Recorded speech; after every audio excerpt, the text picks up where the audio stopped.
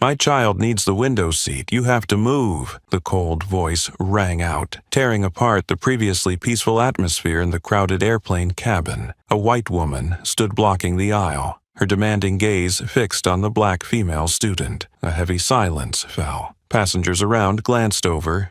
Some sighed, a few turned away, pretending not to hear. But no one could have anticipated that in just a few minutes, the situation would completely reverse. And the most surprising part? The only person who would leave this confrontation embarrassed was not the young student. The loudspeaker announcement echoed through the cabin, informing passengers about the upcoming flight from Philadelphia to Chicago. Amara Jackson, 17 years old, took a deep breath as she placed her backpack on the floor beside her seat, 14C. She wasn't afraid of flying, but this particular trip carried an invisible pressure weighing heavily on her shoulders. This wasn't just any flight. It was the first step toward her national academic competition, a challenge that would be one of the biggest of her life. Talented students from across the country would compete, and winning would mean a prestigious scholarship, a golden ticket bringing her closer to her dream of attending Harvard University.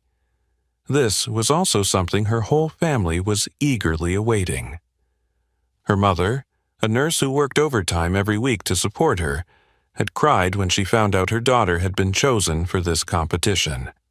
Amara's math teacher, the one who inspired her to pursue this dream, had hugged her tightly and said, "Don't let anyone make you doubt yourself." Amara zipped up her backpack and pulled out a notebook filled with math formulas and history notes she was studying. Sitting in the aisle seat gave her enough space to stretch her legs and easily grab things without disturbing anyone. She had booked this seat in advance, ready for a quiet flight, focused on her upcoming test. But she had no idea this flight would present a whole different challenge. Footsteps echoed right next to Amara. She looked up and saw a middle-aged white woman standing close by, her hand resting on the shoulder of a young girl around 8 years old, holding a pink backpack. "Excuse me," the woman said, her voice full of confidence. "My daughter needs to sit by the window. Could you switch seats with her?" Amara blinked and looked down at her reserved seat, 14C. She had been hoping for a quiet flight with no trouble, but she was very familiar with this kind of request. The tone, the way the woman didn't ask but almost commanded, and that scrutinizing look, Amara had seen it many times before. "I'm sorry, but this is the seat I reserved," Amara replied, her tone polite but firm. "I need to sit here to study." The woman blinked, as if she couldn't believe what she was hearing. Amara's confidence seemed to make her uncomfortable. "My daughter is very nervous about flying," she said, lowering her voice to a whisper, but loud enough for those around them to hear. "Could you please be a little understanding? I'm sure your homework isn't as important as a child's comfort." A sharp pang in Amara's chest. She was trying to make her feel guilty. "I understand," Amara said, keeping her voice as calm as possible. "But I also need this seat to study. If the seat is that important to you, maybe you should ask the flight attendant to swap with someone else." The woman pursed her lips, her eyes moving from Amara's face to the notebook in her hand, then to her neatly tied, curly hair. It was a calculating, assessing look, followed by a flash of contempt in her eyes. Amara knew that look.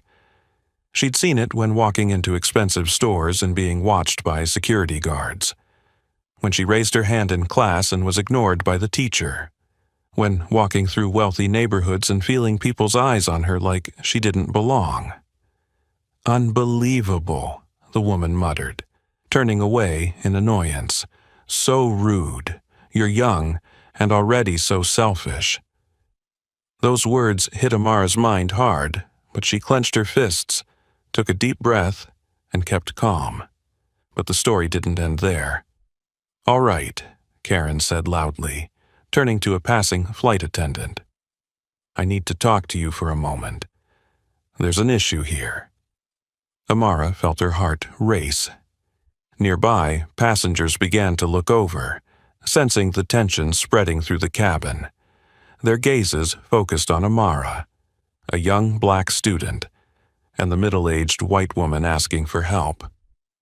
She had seen this scenario before, and it rarely ended in her favor. The flight had barely started, but Amara knew another battle was awaiting her right ahead. The sound of suitcase wheels rolling on the floor, the click of seatbelt clasps as passengers settled into their seats, but the atmosphere in the cabin had shifted. A wave of tension spread as Karen Whitfield turned to the flight attendant, her demeanor that of someone who was sure she was being treated unfairly. Amara kept her eyes fixed on the notebook in her hands, but she could feel every gaze turning toward her. Some passengers glanced over with curiosity, while others simply lowered their heads to avoid making eye contact, as though afraid that getting involved might drag them into an unnecessary argument. The flight attendant stepped in. A professional yet calm voice spoke beside them. "Good evening. I'm Michaela, the head flight attendant on this flight. Is there anything I can assist you with?" Michaela, in her early 20s, youthful but with a confident demeanor, leaned down with the patient smile of someone who had dealt with countless awkward situations on a plane. Karen exhaled sharply, as if someone had finally appeared to restore order. "This girl here refuses to switch seats with my daughter," Karen said with an irritated tone, but intentionally trying to sound composed, as if she were playing the role of a polite passenger dealing with an unreasonable young woman. "I explained that my daughter gets anxious while flying and needs to sit by the window to feel safer, but she still refused to move. I really don't understand how a student could be so lacking in compassion." Karen emphasized the word student, as if to imply that Amara was just a child, not mature enough to understand what was right. Amara gripped the edge of her notebook, but she didn't let her frustration show on the outside. Michaela glanced at Amara, then turned back to Karen and the little girl who was still looking down, clutching her backpack straps. The girl seemed embarrassed, as though she were uncomfortable with her mother creating a scene in such a public place.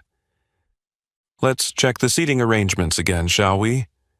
Michaela said in a calm but professional tone, pulling out a tablet and starting to check the details. Meanwhile, Karen didn't miss the chance to apply more pressure.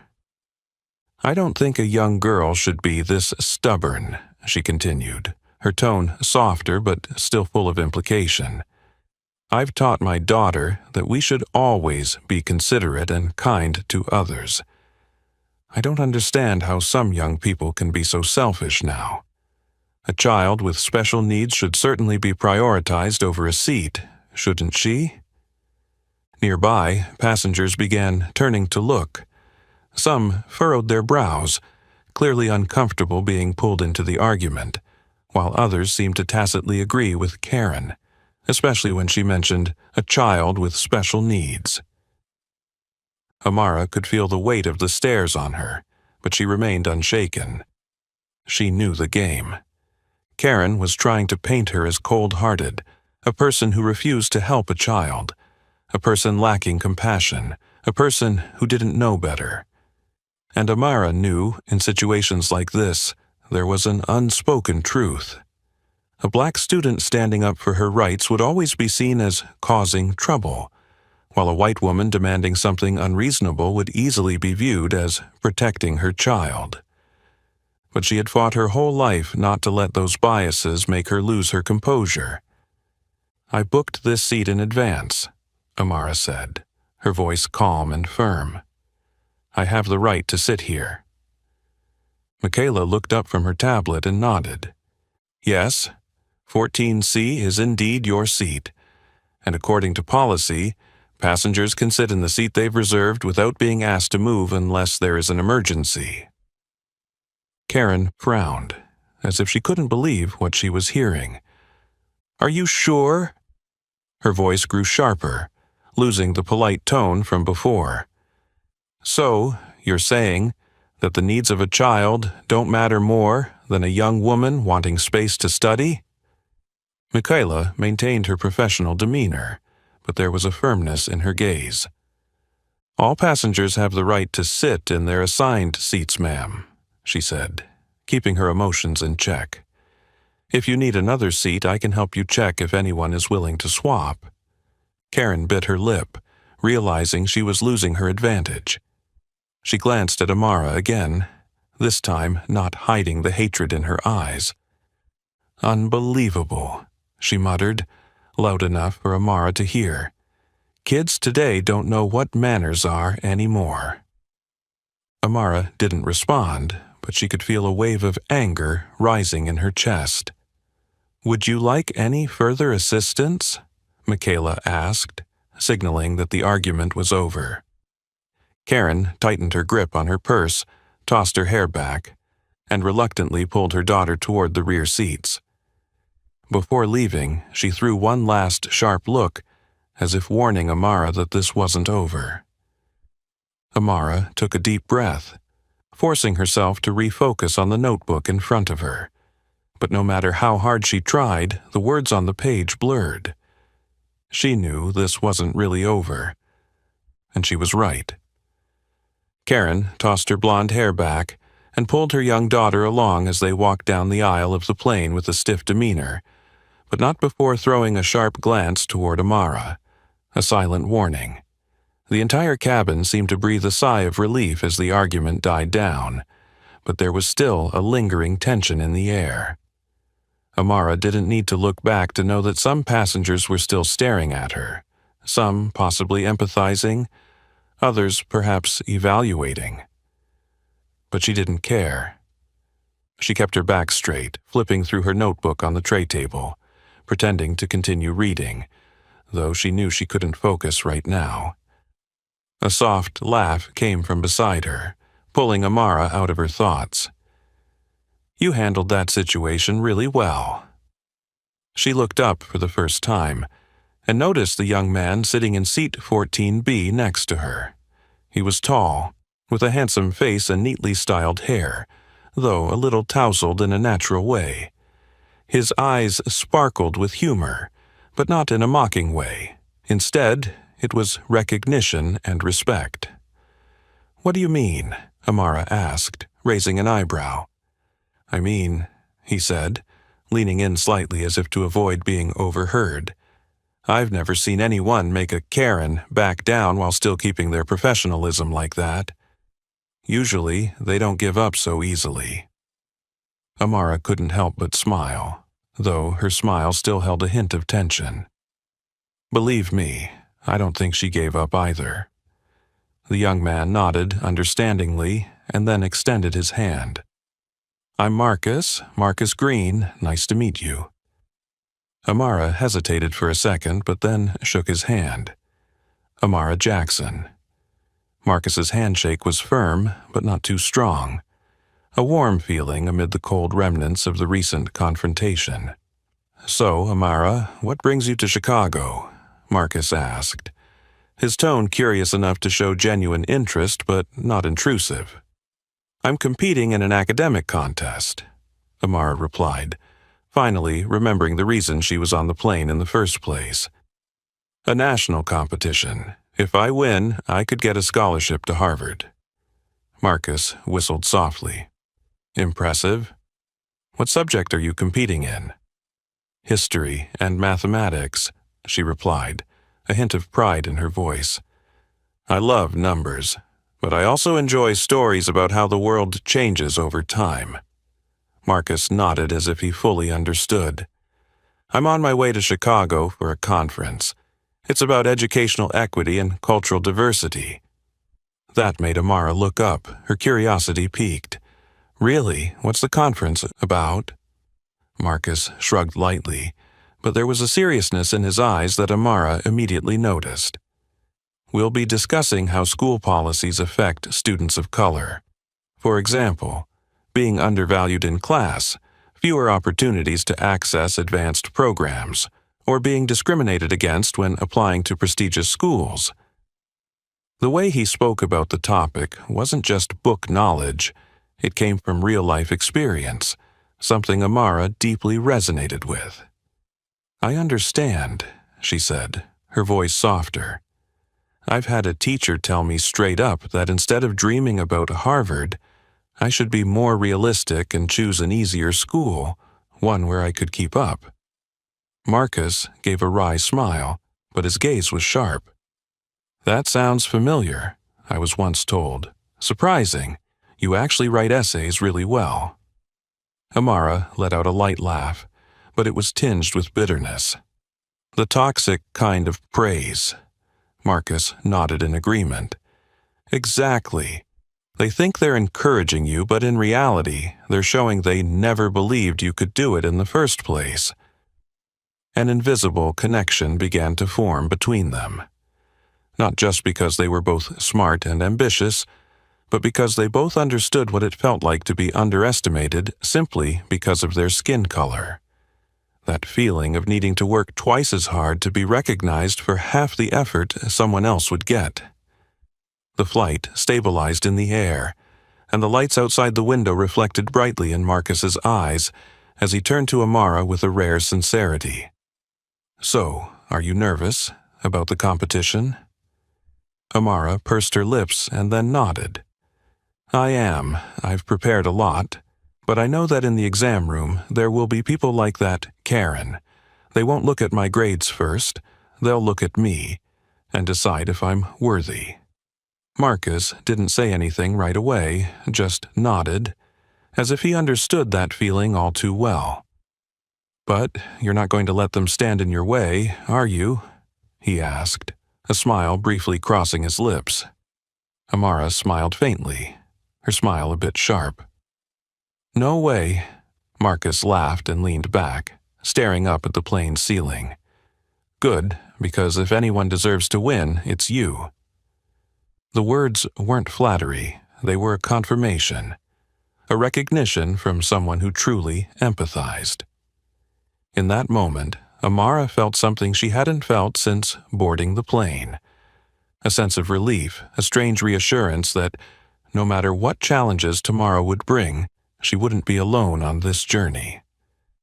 Chicago greeted Amara with a gray sky, not exactly gloomy, but carrying a chill that seeped into the air. She tightened her light jacket and stepped out of the taxi, looking up at the building where the competition was taking place. A luxurious convention center with rows of grand white columns and glass windows reflecting the entire city. She took a deep breath, trying to steady her pounding heart and return it to a normal rhythm. This wasn't her first time competing in a major event, but this time, everything felt different. Everyone knew this competition wasn't just an academic challenge. It was a gateway to once-in-a-lifetime opportunities. A prestigious scholarship, a ticket closer to Harvard, to the future she had envisioned long ago. As she walked through the revolving glass door, Amara immediately sensed the tense atmosphere around her. Other contestants were already present, each carrying a confident yet slightly anxious demeanor. They wore neat outfits, formal but not too much, still exuding the seriousness of people who had spent years sharpening their intellect to be here. Small groups were gathered, chatting amongst themselves, some glancing at Amara with a curious look. She knew that not everyone was here just to compete fairly. This wasn't just a battle of knowledge, it was a psychological war, a fight to assert one's position in a world filled with competition. Amara set her backpack down on a chair and unzipped it to pull out a stack of documents marked with blue underlines. She tried to focus, but couldn't stop herself from observing her surroundings, feeling the tension in every breath. And then, a moment froze her in place. From across the room, a familiar figure appeared, Karen Whitfield. Amara blinked, her heart seemingly stopping for a brief second. She was standing there, no longer with the frustration she had shown on the plane, no longer with the scowling defiance, but instead with a calm, authoritative composure. her elegant dress, neatly styled hair, and high heels clicking sharply against the stone floor with each step. And most importantly, she was wearing a name tag. It clearly read her title, Karen Whitfield, judge of the competition. A cold chill spread from Amara's chest down to her fingers. She couldn't believe it. The woman who had tried to force her to give up her seat on the plane. The one who had looked at her with disdain. The one who had summoned the flight attendant with the face of someone absolutely certain they were right. That woman, right now, was one of the people who would decide her fate in this competition. She hadn't seen her yet. Not yet. But Amara knew that moment would come soon, and she couldn't predict what would happen. She forced herself to take a deep breath, trying to stay calm. Nothing had changed, she told herself. She would still compete. She would still do well. But deep down, she knew that wasn't true. Something had shifted, a silent threat hanging over her head. And then, as if pulled by an invisible force, Karen turned toward Amara. The moment their eyes met, something flickered in Karen's gaze. A recognition. A brief flash of surprise, then immediately replaced by a cold, calculating look. Amara saw it clearly. It wasn't just surprise. It was a spark of danger, a kind of awareness from someone who had lost in a confrontation before, and now had the chance to turn the tables. Karen didn't speak immediately, but she smiled lightly, a smile Amara did not like at all. She walked slowly toward Amara, each step like a wolf approaching its prey. "Young lady," Karen spoke, still wearing that thin smile. "How interesting to run into you here. Quite a surprising coincidence, isn't it?" Her tone was calm, but Amara could feel the sharp edge hidden in each word. Amara didn't allow herself to feel rattled, didn't show any sign of weakness. "Yes, a coincidence," she responded, keeping her voice steady, emotionless. Karen tilted her head, her gaze sweeping from head to toe, as though reassessing her. "I hope today will be a better experience for you than last time," she said, her voice tinged with an unreadable undertone, then turned and walked away before Amara could respond. Amara stood still, feeling like she had just weathered an invisible storm. She knew Karen had power in this competition. She knew she hadn't forgotten what happened on the plane, and she knew Karen was not someone who easily let things go. But most importantly, Karen Whitfield would not let her win easily. Amara clenched her fist under the table, feeling her nails dig into her skin. If this was a battle, she would not walk away without fighting to the end. Amara took a deep breath, exhaling slowly, trying to steady her rapidly beating heart as she entered the vast exam room.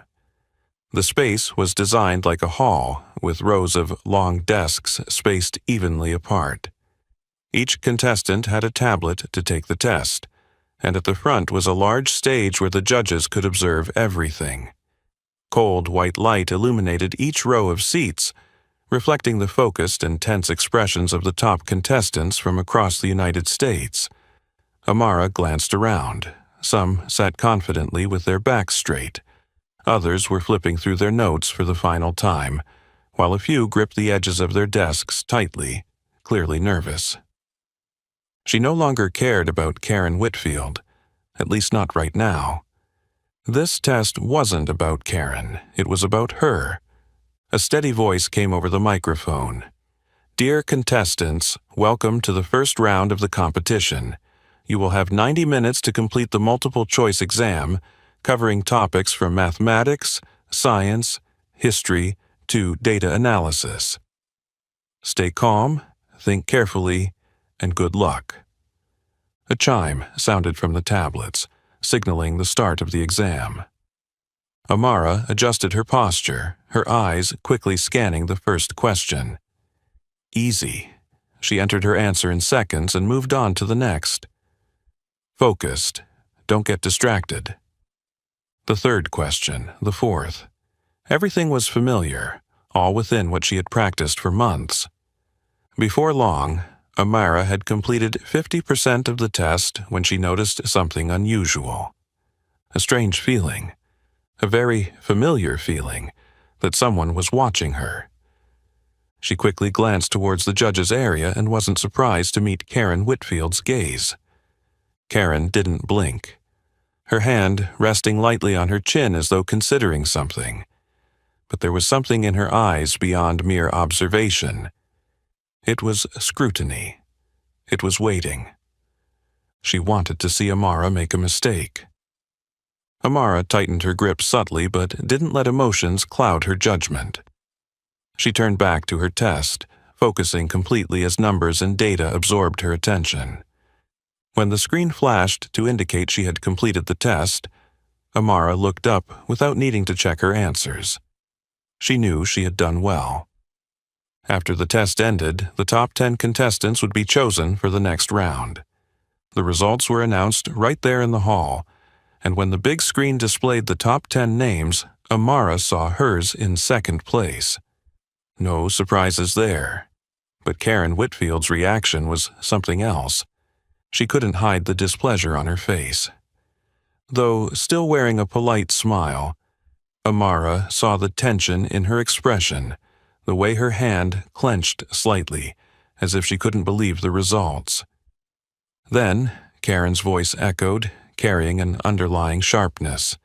"Congratulations to those who made it to the next round." Karen smiled, her eyes slowly lingering on Amara for a moment longer before continuing. "However, scores are not everything. The next round will be a real challenge to see who truly deserves to move forward." Those words hung in the air like a warning. Amara didn't need anyone to tell her that the next challenge wouldn't be easy. Just as Amara stepped out of the hall, a soft but sharp voice spoke beside her. "You did well, Amara." She turned to find the warm yet firm gaze of Elizabeth Wells, one of the veteran judges of the competition. Elizabeth, in her early 40s, had a slender figure but radiated a calm and strong presence, the kind of person who could command attention in a room without raising her voice. "Thank you," Amara said, a quiet sense of gratitude creeping into her voice. Elizabeth watched her for a moment, then spoke more softly, though still with a sharp edge in her tone. "I've been observing all day, and I can tell you one thing. You have incredible talent." But then, she leaned slightly towards Amara, her voice dropping lower, "And there's also a clear bias happening." Amara wasn't surprised. Elizabeth quickly glanced towards Karen, who was now talking to a group of other judges, then turned back to Amara with a serious look in her eyes. "I won't let that affect this competition.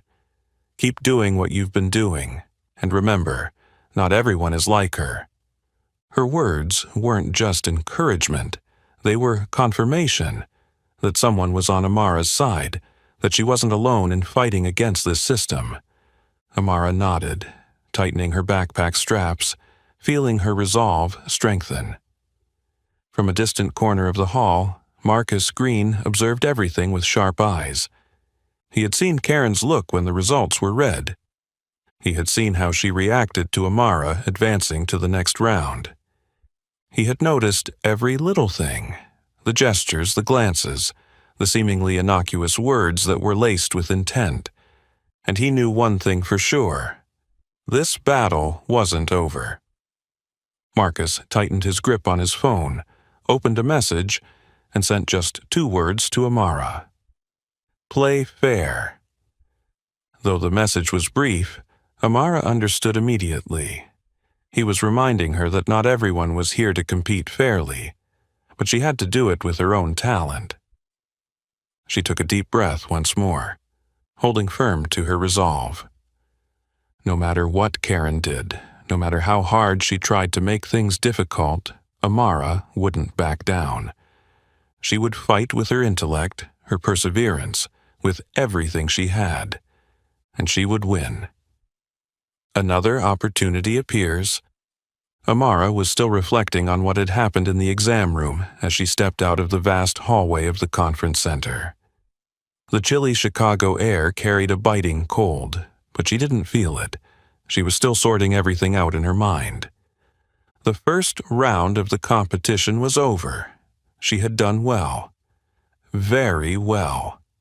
But she knew that this competition was not just a simple knowledge test. There were hands pulling the strings behind the scenes, and she had encountered one of them, Karen Whitfield. She had made her intentions clear. And this was no longer just a competition between contestants. "Do you have a minute?" Elizabeth Wells' voice came from behind, pulling Amara out of her thoughts. She turned around and saw Elizabeth walking toward her, holding an off-white envelope. Her face was not tense like Karen's, but instead carried a sharpness mixed with a sense of trust. "I have a special invitation for you," Elizabeth said, handing the envelope to Amara. Amara took it, a bit curious as she opened the envelope. The embossed text on the card made her heart beat just a little faster. Davenport Foundation Charity Gala, Chicago Cultural Center, 7 p.m., welcoming the leaders and future talents in education. She looked up at Elizabeth, cautious. "What is this?" Elizabeth smiled, but her eyes held more meaning than just a simple invitation. The Davenport Foundation Charity Gala. This is one of the biggest events of the year, where key figures in education, scholarship donors, and, of course, the judges of this competition will be present. Amara felt something stir in her mind, a chance. A chance not just to attend a glamorous event, but also to meet people who might open doors she had never thought possible. But then, another thought crossed her mind. If Karen Whitfield was one of the main judges, would she be there? "And will Karen be there?" Amara asked, her voice betraying caution. Elizabeth gave a slight nod, her gaze sharpening just a little. "Of course, she's one of the organizers of the event." The tension returned to Amara's chest. What did this mean? A great opportunity, but also another battle. Elizabeth seemed to understand what was going through Amara's mind as she tilted her head slightly, her voice calm but firm. "You don't have to go if you don't want to, but I think you should. Not just to impress those who can help you, but also to show that you fear no one."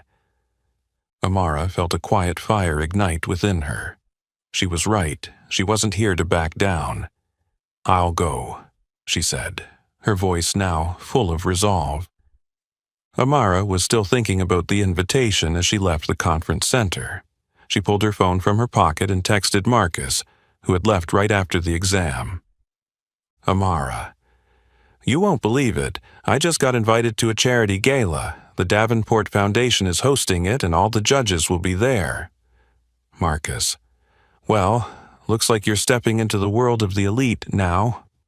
Amara, "If that's what elite looks like, I think I prefer my own world." Marcus, "Are you going?" Amara, "Yes, even though Karen will be there." Marcus, "Then you need an ally. Let me go with you." Amara paused for a moment, looking at the phone screen. The truth was, she didn't want to walk into the gala alone. She didn't want to face all the scrutinizing eyes, especially Karen Whitfield's. Having Marcus by her side would be an advantage. Amara, "All right, but don't think of this as a date." Marcus, "Of course, this is just a strategic mission to deal with the ones who don't play fair." Amara, "Good, see you at the gala." Amara smiled, slipping the phone back into her pocket. A feeling of confidence was rising within her. Even if this was a trap, even if Karen was waiting to make things difficult for her, she wouldn't walk in alone. And she wouldn't let anyone stand in the way of her path. Amara stepped out of the car, her hand gently gripping the strap of her small handbag as her gaze scanned the scene before her. The Chicago Cultural Center stood tall and magnificent under the warm glow of the yellow lights. Marble steps stretched out, leading up to a grand hall, where guests had already begun to gather, chatting and raising glasses of champagne under the twinkling glow of the crystal chandeliers hanging overhead. Marcus appeared beside her, looking sharp in a black suit, a perfect contrast to Amara's deep blue dress, simple yet elegant in design. "Welcome to the world of the powerful," Marcus whispered, his eyes scanning the space ahead with a careful, observant look. Amara tightened her grip on the bag strap but remained calm. "And tonight, we're not just ordinary guests." She knew that. Karen knew that. And this wasn't just a charity event, this was where true power was distributed. They entered the hall, where the sounds of conversation echoed around them. Amara could recognize the most prestigious figures from the academic world, major sponsors of large scholarship funds, competition judges, people who could change someone's fate with a handshake or a decision in a boardroom. Then her eyes landed on a familiar figure. Karen Whitfield. She stood at the center of the room, her blonde hair perfectly styled into a neat bun, wearing a sharp red dress that exuded authority. Surrounding her were a group of judges and major sponsors, all listening intently as she spoke, her eyes lighting up every time she emphasized an important point. And then, as if an invisible thread pulled them together, Karen's gaze locked onto Amara. For a brief moment her expression remained unchanged, but Amara could clearly see the coldness lurking behind the professional smile. She couldn't escape Amara, and Amara couldn't escape her. Karen made the first move. She wasn't in a hurry, nor was she ostentatious, but each step toward Amara was deliberate and purposeful. Amara stood tall, showing no sign of hesitation. "Miss Jackson," Karen said, her smile sharp as a razor. "I didn't expect to see you here. Quite an interesting surprise." She deliberately emphasized the word surprise, as if implying that Amara didn't deserve to be at such an event. "Miss Whitfield," Amara replied, her tone calm but unwavering. "I guess you're very lucky," Karen continued, her voice carrying a subtle tone of sarcasm. "Not everyone gets the chance to be invited to a gala like this. You must have made quite an impression in the competition." "Yes, I think I did," Amara said, maintaining her composure. "I'm sure the judges saw my true potential." Karen's eyes briefly darkened, but she quickly regained her smile. "Of course," she nodded, though her tone grew a bit colder. "Talent is only part of the equation. In competitions like these, what's more important is understanding how things really work." A veiled warning, a reminder that talent alone is not always enough to win. Amara understood the implication without needing to be told, but she didn't back down. "I agree," she said, offering a polite but firm smile. "And that's why I'm honored to be here. I believe learning firsthand from experienced people like you will help me understand how things truly work." This time, Karen's expression froze for a brief second, as if she hadn't expected Amara to respond so sharply. But immediately she flashed another smile, a smile of someone who didn't like being challenged, but couldn't openly show her displeasure. "It's good that you have such a mindset," Karen said, her voice as cold as winter wind. "I hope you'll keep this spirit until the competition ends." A disguised threat, wrapped in a compliment. A reminder that she still controlled the game. But Amara didn't waver. "You as well, Miss Whitfield," she said, tilting her head slightly, her smile still unwavering.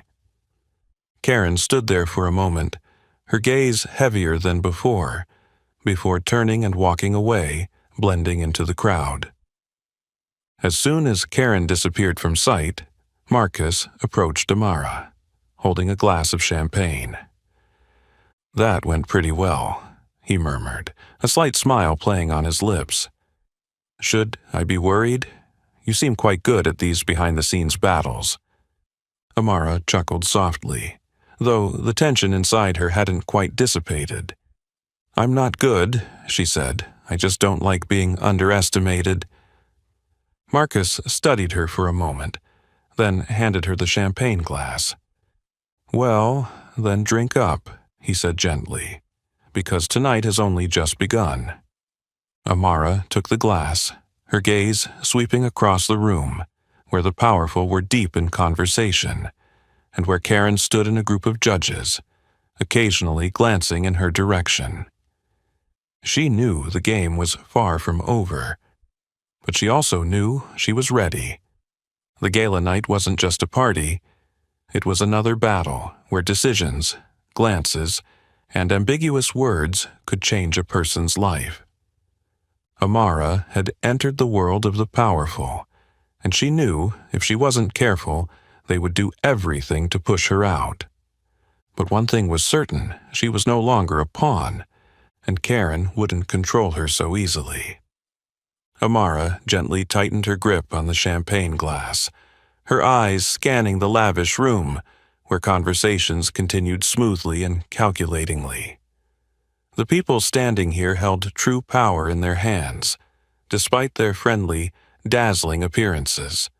Those who bore the title of educators, generous sponsors, and sharp-eyed judges. But not everyone was on Karen's side. From the opposite side of the room, a middle-aged man in an elegant tuxedo observed her with a discreet, yet keen interest. As Amara raised the glass to her lips, he stepped forward, walking with confidence but without flair. "Miss Jackson, may I speak with you for a moment?" His voice was steady and composed, but Amara immediately sensed a deeper layer in the way he spoke. This was no ordinary conversation. She set the glass down on a nearby table, nodding with cautious readiness. "Of course, sir. Julian Washington," he introduced himself, shaking her hand with a firm, sure grip. "I'm one of the judges for the competition." Amara paused briefly, but quickly masked her surprise. Julian Washington. The name was familiar. He was one of the most influential African-American leaders in the field of education, having once headed a policy advocacy organization for equality in education before joining high-level committees. And most importantly, he was one of the truly influential voices on the panel. "I heard about your excellent performance in the qualifiers," Julian said as they moved to a quieter part of the hall. "Your score is very impressive." Amara didn't immediately respond. She knew that praise in this environment was always tied to a deeper message. "Thank you, sir," she replied, maintaining a calm tone. "I just did my best." Julian smiled slightly, his eyes sharp with wisdom. "I've been involved in many competitions in the education sector, and I've seen too many instances where talent is stifled by the very system that should be honoring it." Amara sensed the true meaning behind his words.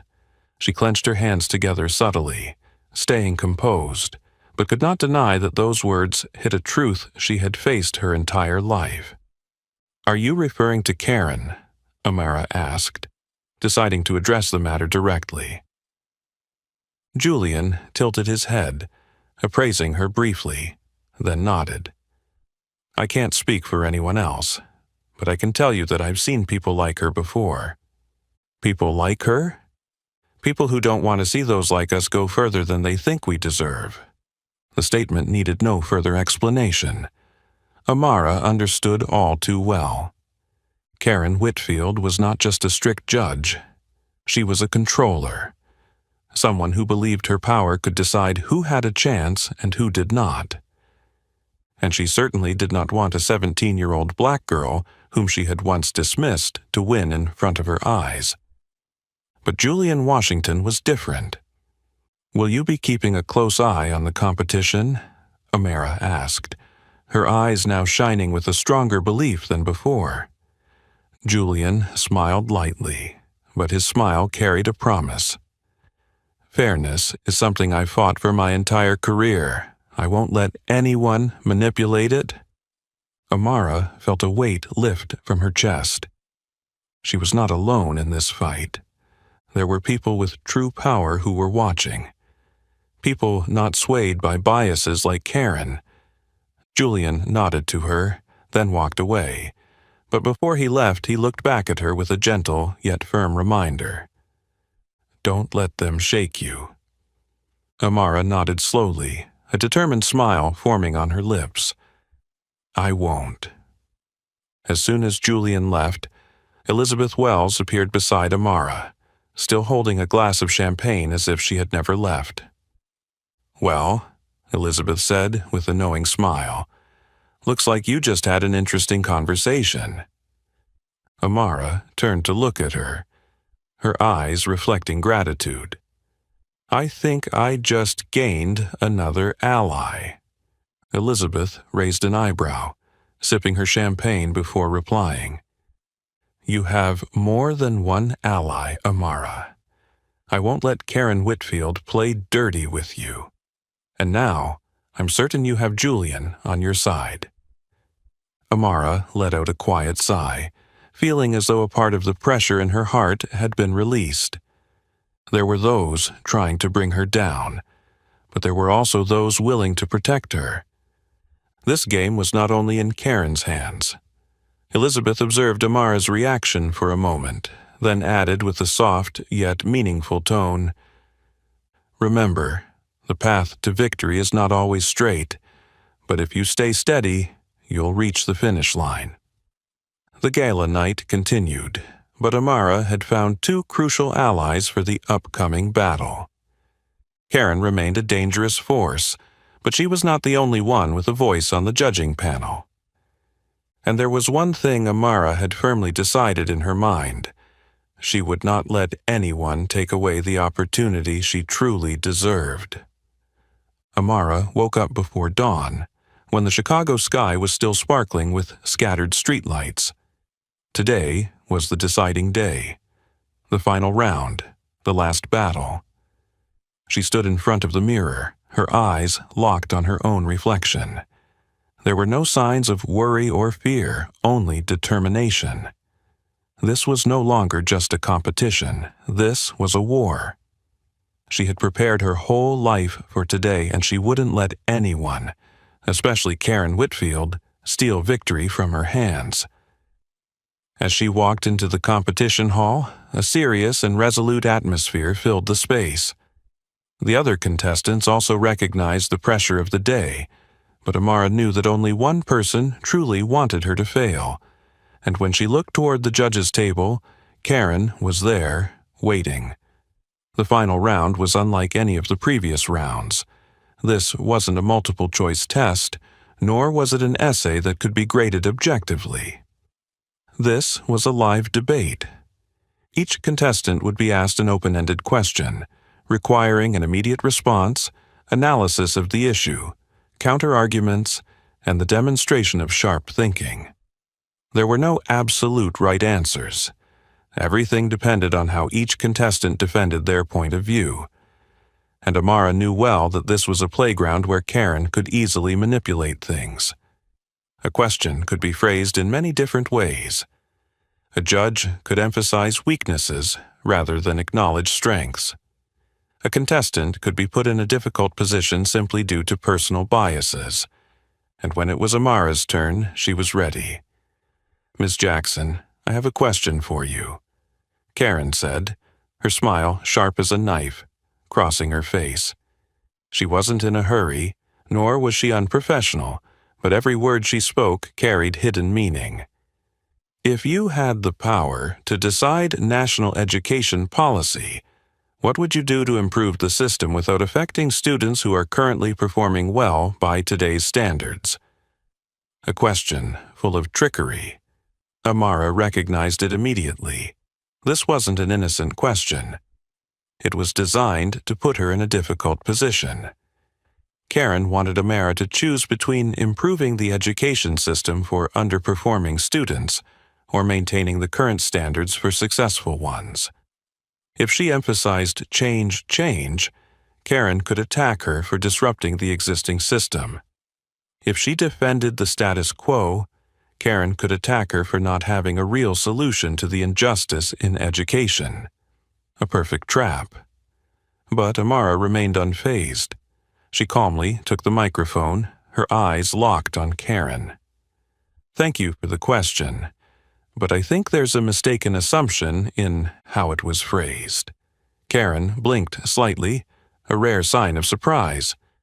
"We shouldn't think of education as a zero-sum game, where if one group of students benefits, another must suffer."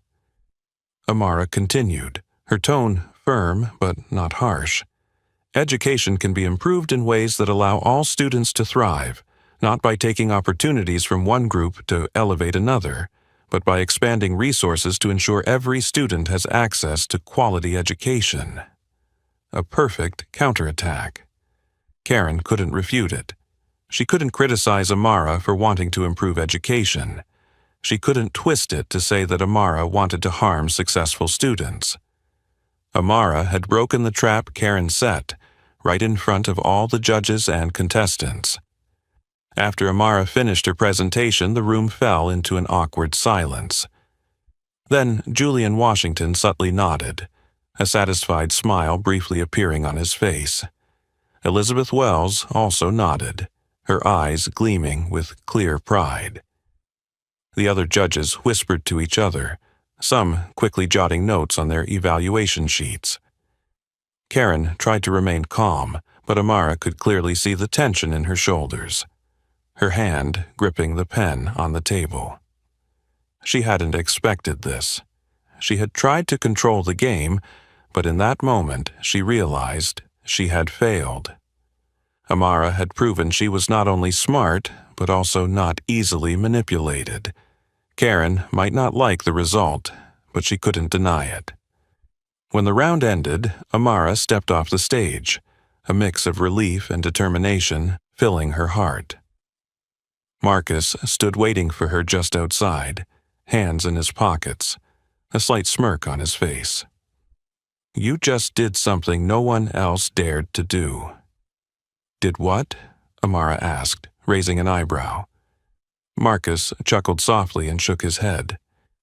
"You just made Karen Whitfield lose face in front of the entire panel of judges." Amara smiled faintly, but she knew this wasn't over. The battle had one final step, announcing the winner. And if Karen still held power, she might find one last way to stop her. But Amara was no longer afraid.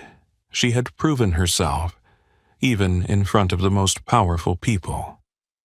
Now there was only one question left. Would justice prevail?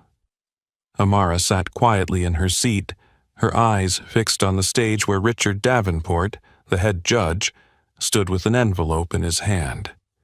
The large conference room seemed to hold its breath. Everyone was waiting for a single moment, the moment when the winner's name would be announced. But for Amara, the tension was not merely excitement or nervousness like the other contestants. It was a psychological battle she knew she was facing. She didn't look at Richard but directed her gaze toward the judges' table. There, Julian Washington sat with steady composure, his sharp eyes calm and collected. He didn't seem worried, as if he had known the result for a long time. Elizabeth Wells, however, was different. She didn't show much emotion, but the slight curve at the corners of her lips suggested satisfaction. Both of them were allies Amara was fortunate to have, but there was one more person she couldn't help but notice, Karen Whitfield. She sat there, her hands tightly clenched on the table, her fingers tapping lightly on the wood surface in a slow, rhythmic pattern, as if calculating something. Her gaze didn't focus on the stage, but instead silently scanned the crowd, as if trying to find someone who might stand by her side. But all she received in return was silence and the sense of defeat that lingered around her. Richard took a deep breath and then smiled. After an intense competition and careful evaluation by the panel of judges, we are pleased to announce the winner of this year's contest. He paused, adding drama to the moment. Amara could feel her heart pounding in her chest, but her face remained calm. She had fought with all her might, and now it all depended on this moment. "The winner is Amara Jackson!" The room erupted in applause. Some of the other contestants clapped enthusiastically, and a few judges nodded in approval. But at that moment, Amara only cared about one thing: the expression on Karen Whitfield's face. She froze. For a moment, her face seemed locked in place, unable to react to what had just happened. Then, very slowly, she blinked, trying to regain her composure. But no matter how hard she tried, Amara could clearly see the defeat written all over her face. She couldn't do anything.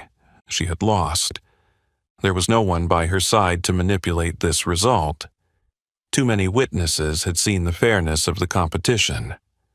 Amara's scores couldn't be altered, and her debate performance was so exceptional that anyone had to acknowledge it. Amara slowly stood up and walked toward the stage amid the roaring applause. She felt lighter than ever. This victory wasn't just hers. It was for everyone who had ever been underestimated, who had ever had opportunities taken away just because someone thought they didn't deserve it. As she passed the judges' table, her gaze met Karen's once more. There was no sharp smile, no smug look like the first time they met on the plane. Karen just sat there, her eyes empty, as if trying to understand what had gone wrong. But nothing had gone wrong. Karen had been wrong from the start, thinking she could control this outcome. Richard handed Amara the prestigious trophy and a certificate. "Congratulations, Amara," he said, his voice full of recognition. "You've proven that talent and intellect can overcome any challenge." She took the trophy with both hands, feeling the cold metal against her skin, reminding her that this wasn't a dream. She had done it. In that moment, she looked out at the audience. Julian Washington was smiling at her. Elizabeth Wells nodded, her eyes full of pride. And Marcus, he was standing at the back of the hall, giving her a thumbs up, his smile brighter than ever. The feeling of victory was incredible. But more importantly, it was the feeling of justice. Amara stepped down from the stage, surrounded by congratulations. When she returned to her seat, Marcus was already waiting for her. "You just did something no one else dared to do," he said, his hands in his pockets, his eyes shining with pride. "Did what?" Amara asked, raising an eyebrow. Marcus chuckled. "You just made Karen Whitfield look foolish right in front of the whole judging panel." Amara smiled faintly, but she knew this wasn't over. Even though Karen had lost this competition, she was still a powerful figure. She might not have been able to change the result, but that didn't mean she would give up. However, Amara wasn't afraid anymore. She had proven herself, even to the most powerful people. Now there was only one question left. Would Karen give up? But right now she didn't care. This victory was hers, and she was going to savor every moment of it. When Amara stepped out of the hall where the competition had just ended, she felt a wave of relief and excitement spreading through every fiber of her being. She had just gone through the toughest battle of her life. Not only an academic test, but a fight against prejudice and manipulation from those in power. But she had won. Under the Chicago sun, a cool breeze brushed against Amara's face, bringing with it a strange sense of peace.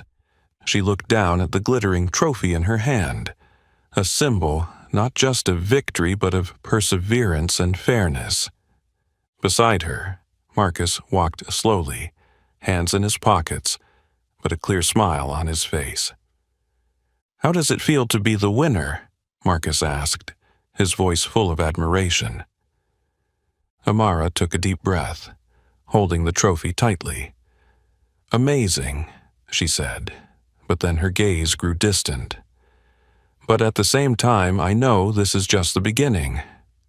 Marcus nodded in agreement. "That's right. Winning is one thing, but how you leverage that victory is what really matters." Amara understood that clearly, and she had no intention of stopping here. The next morning, Amara woke up in the hotel, the feeling of victory still lingering in her mind. But when she checked her phone, she had no idea that the real storm was just beginning. Her inbox was flooded with interview invitations from top universities: Harvard, Yale, Princeton, Columbia, Stanford. Each letter contained respectful invitations, expressing interest in her talent and a desire for an official interview. Amara blinked, almost unable to believe what she was seeing. These weren't just any universities. These were the pinnacles of higher education, doors that only a few could even dream of opening. She read each email, her heart racing. Harvard, her dream, was now becoming a reality.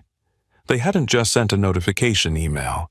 One of the professors at Harvard had even offered a direct call with her this week. Marcus noticed the expression on Amara's face as she sat on the hotel lobby couch, her eyes glued to the phone screen. He walked over, raising an eyebrow. "What's going on?" Amara showed him her phone, and Marcus whistled in impressed surprise. "Wow. No kidding, Amara. These are the invites that people would do anything to get." Amara swallowed, still in shock. "I know. But I didn't think it would happen this fast." Marcus laughed. "Don't you realize what you've done? You've beaten the toughest competitors in a national competition. You've proven yourself not just academically, but in critical thinking.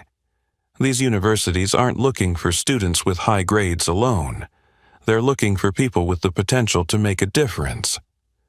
Amara quietly looked down at the screen, where the interview invitations from some of the most prestigious schools in the world still appeared before her eyes.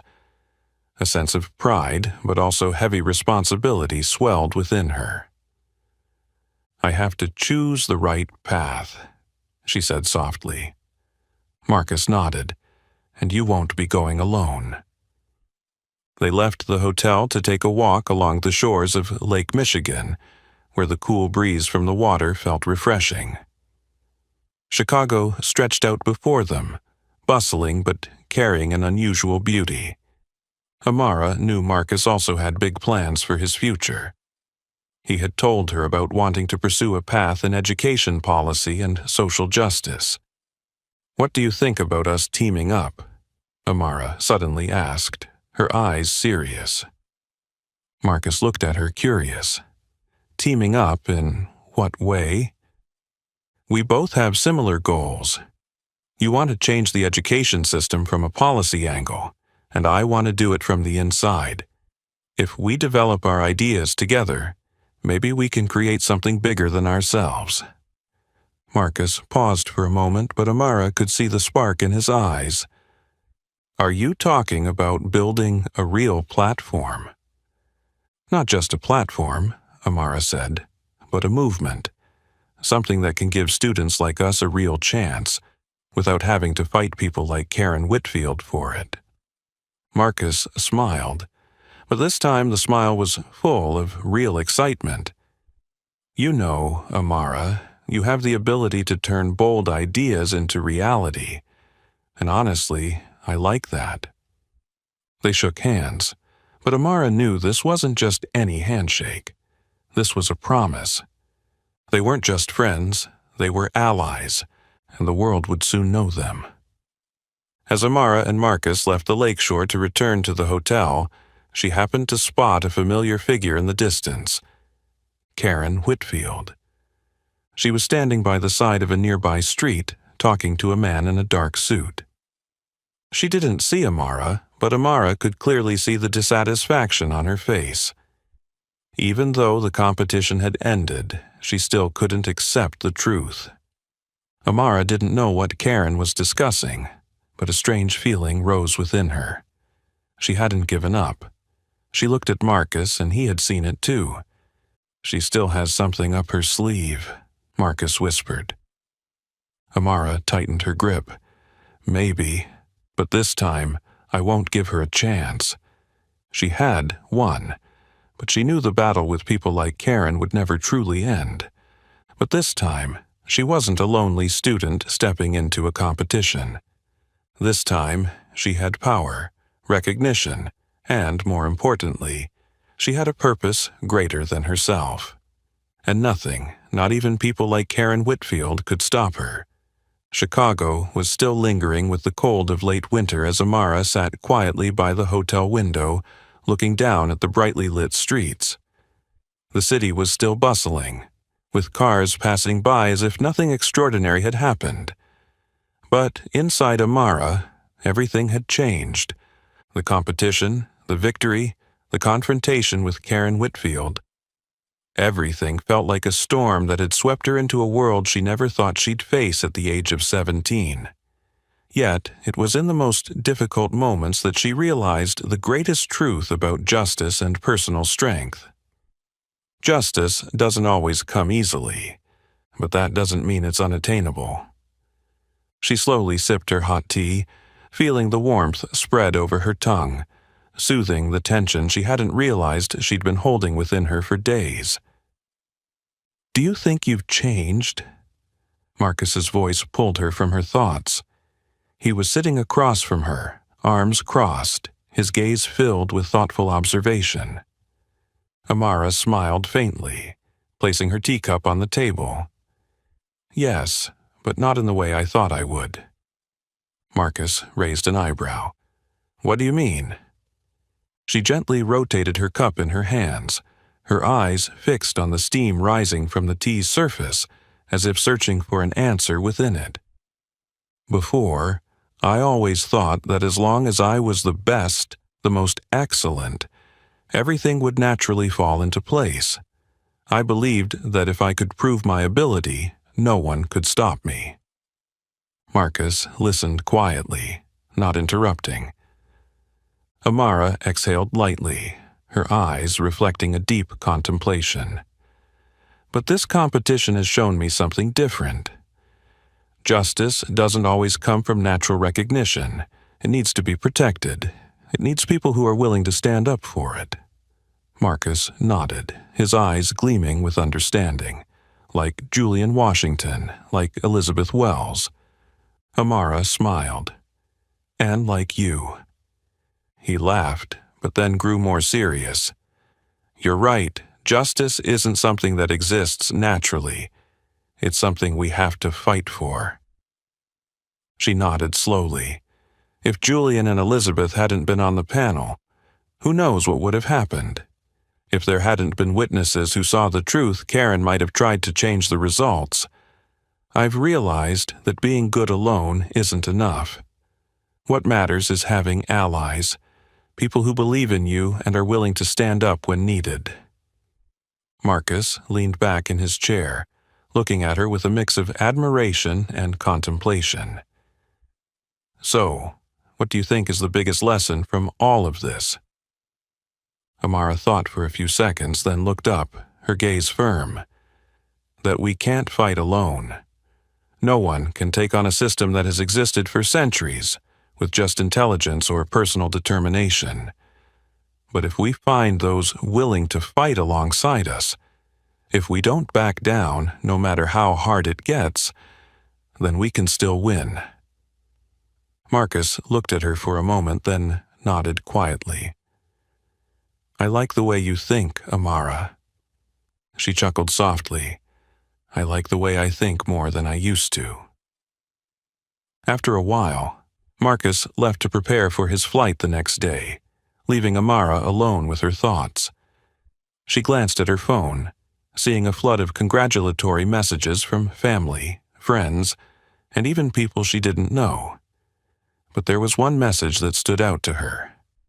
Elizabeth Wells, proud of you. When you have time, reach out. We can do something bigger than this competition. An offer? An opportunity?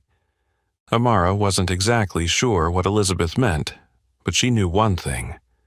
This was a woman with influence, someone who understood how the system worked, and most importantly, someone who stood for justice. She smiled and scrolled down to another message. Julian, Washington. This victory isn't just for you, it's for everyone who's ever been denied a chance. Remember that. She took a deep breath. This victory wasn't just hers. It was a symbol that those with power cannot always control everything, that those who are underestimated are not always pushed to the sidelines. It was a reminder that justice isn't just an abstract concept, but something that can be achieved if enough people are willing to stand up for it. She put the phone down and looked out the hotel window once more. Her future was wide open, but more than that, she knew this was only the beginning, and she was ready for the next challenges. Amara returned to school with a completely different mindset from when she left. If before, she was an excellent student but sometimes felt out of place in an education system that wasn't entirely fair, now she saw the path ahead clearer than ever. She not only returned as the winner of a national-level academic competition, but also carried with her a stronger belief in her own value. That victory wasn't just a title. It was a declaration that, no matter how undervalued she was or how many obstacles she faced, she could stand up, fight, and claim the position she truly deserved. As soon as she stepped onto campus, she noticed a distinct change. The students who once only knew her as a top student now looked at her with admiration and respect. Some approached to congratulate her, while teachers offered words of pride. But what stood out the most was how her perception of the place had changed. If before, she saw herself merely as a student doing her best to achieve personal success, now she realized she could do more than that. She could create change. She could be the one to pave the way for other students, so no one would feel left out, so opportunities would be given fairly and truly based on merit, not prejudice or favoritism. It was a powerful thought, and she knew she couldn't ignore it. That afternoon, as Amara sat down at a table in the library, her phone vibrated with a new email. She glanced at the screen and immediately sat up straight as she read the subject line. From Professor Jonathan Mitchell, Department of Public Policy, Harvard University. Subject, a conversation about your future. She opened the email, her heart beating a little faster as she read each line. Hello, Amara.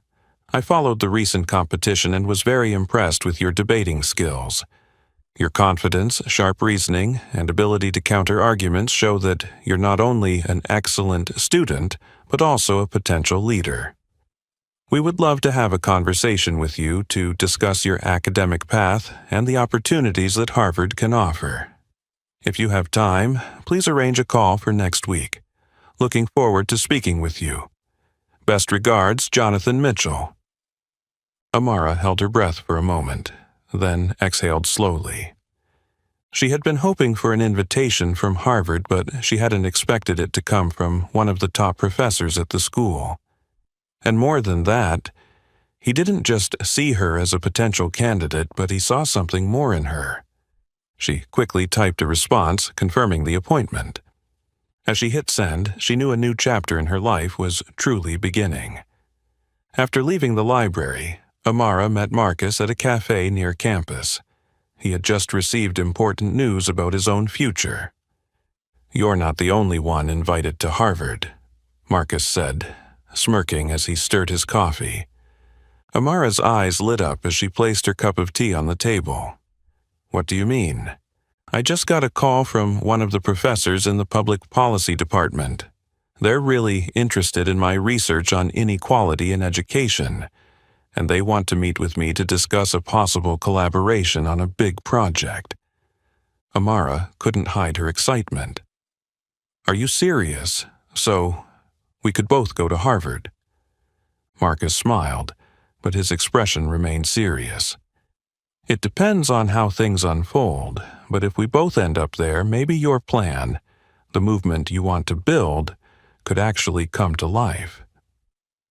Amara looked at him, a strong feeling rising in her chest.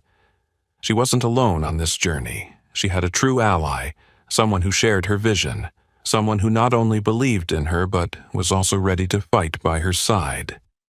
She knew that Karen Whitfield was just one of many people they would have to face along the way. But now she was no longer afraid because she wasn't alone. That evening, when Amara got home, she opened her notebook. She flipped through pages filled with thoughts, plans, and dreams she had written out long before everything started.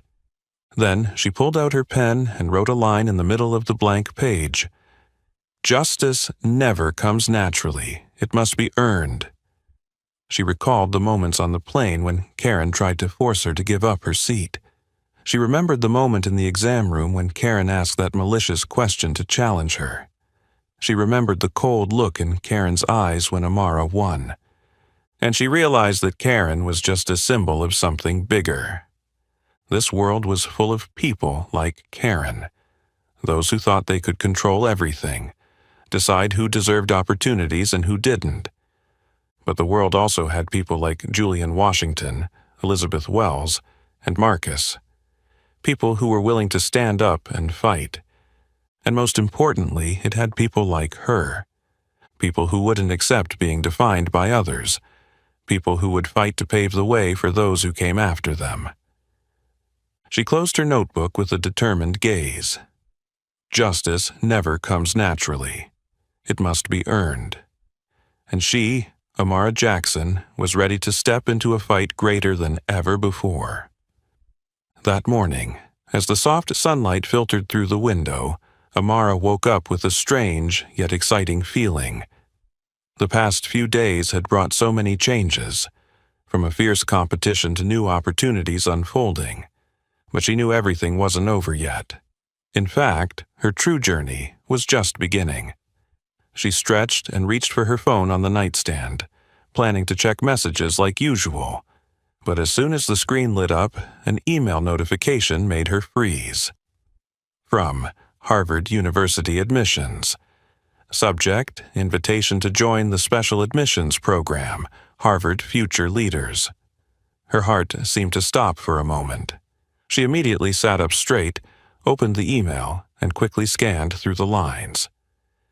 Dear Amara, we are impressed by your performance in the recent national competition, as well as the excellent activities and critical thinking you have demonstrated. In our pursuit of discovering and nurturing future leaders, Harvard is pleased to invite you to join the Harvard Future Leaders Program, an exclusive initiative for students with the potential to become pioneers in the fields of policy, education, and social justice. This program not only offers the opportunity to study at Harvard, but also provides direct mentoring from top professors, access to influential leaders, and the chance to carry out transformative projects. We believe that you are not just an outstanding student, but also someone who can make a real difference in the world. If you are interested, please respond to this email so that we can arrange a personal interview. Amara stopped breathing for a moment. This was not just a regular acceptance letter. This was a groundbreaking offer. She had heard of the Harvard Future Leaders Program, one of the most prestigious admissions initiatives, only for those exceptional in academics, vision, and social impact. This meant they didn't just want her to be a student at Harvard. They wanted her to become a leader. She set her phone down, feeling an indescribable rush of emotions. Everything she had gone through, from her confrontation with Karen Whitfield on the plane, the pressure-filled moments of the competition, to the reflections after her victory, all led her to this moment. She couldn't help but smile. Just as Amara was sitting there, lost in thoughts, her phone vibrated. "Marcus." She answered without saying anything, and his excited voice came through immediately. "I bet you just got the email from Harvard." Amara laughed. "How did you know?" "Because I got it too." She blinked, surprised, but not entirely shocked. She knew Marcus had a bigger vision than just being an outstanding student, and if Harvard was looking for future leaders, they surely wouldn't overlook him. "This is insane," she said, her voice betraying her excitement. Marcus chuckled. "Not insane at all. We've proven we deserve this." She nodded, though he couldn't see. "I know, but this means a whole new journey is waiting for us." Marcus was silent for a moment, then spoke slowly but firmly. "And this time, we won't just be fighting for ourselves." Amara understood right away what he meant. The fight wasn't just about getting into Harvard. It wasn't just about personal success. It was about what they could do once they were inside the system. It was about opening doors for those who would come after. But as she thought about the journey ahead, Amara couldn't help but think of one name, Karen Whitfield. She wasn't naive enough to think that woman would give up easily. The world was full of people like her, those who believed they had the right to control who could succeed and who couldn't. Those willing to use every tool at their disposal to maintain the order they were used to. Karen had lost the competition, but that didn't mean she would stop trying to bring down people like Amara, because Amara's presence was a direct threat to people like her. But what was different now? Now, Amara was no longer the girl alone on the plane. Now, she had a community of people ready to stand with her. She had strength, she had a voice, and most importantly, she was no longer afraid. She looked back at the email once more, scrolling down to the end. "If you are interested, please respond to this email so that we can arrange a personal interview." Amara smiled, her finger moving across the screen, typing with certainty. "I am very interested in attending the interview. I look forward to meeting with you at the earliest opportunity." She hit send. And as she did so, she knew that the fight on the plane that day was just the beginning. The future still held many challenges, but she was ready to face them all. Amara had come through a challenging journey, from an unjust confrontation on a plane to a resounding victory in a prestigious academic competition. But more than a title, she had earned something far more important: the opportunity to make a real difference. The world was not lacking in people like Karen Whitfield, those trying to manipulate and control who could succeed. But the world also needed more people like Amara, those who dared to stand up, who dared to challenge, and who would not accept being limited by prejudice. Amara's journey had only just begun, and she was no longer alone. She had allies and greater opportunities, and most importantly, a mission to pursue. What about you? If you were Amara, how would you face Karen? Share your thoughts in the comments below. If you enjoyed this story, don't forget to like, share, and subscribe to the channel so you won't miss more inspiring stories. Thank you for watching.